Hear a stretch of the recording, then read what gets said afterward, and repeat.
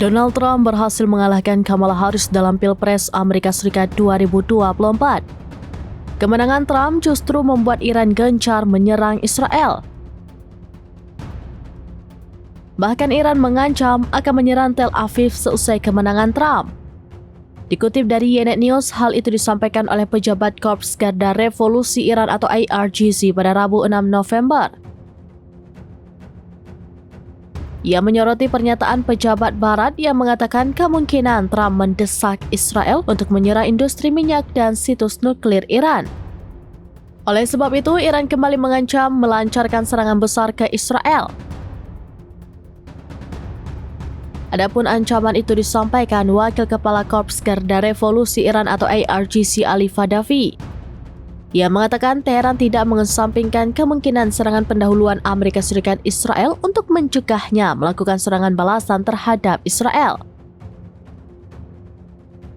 Di hari yang sama, Iran mengumumkan telah menjatuhkan hukuman mati kepada 4 orang yang dituduh mata-mata untuk Israel.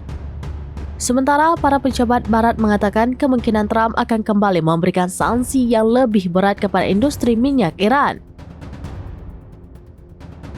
Selain itu, Trump mungkin mendorong Israel untuk menyerang fasilitas nuklir Republik Islam tersebut dan membunuh para pejabat senior Iran. Kondisi tersebut membuat Iran menabuh genderang perang dengan Amerika Serikat Israel.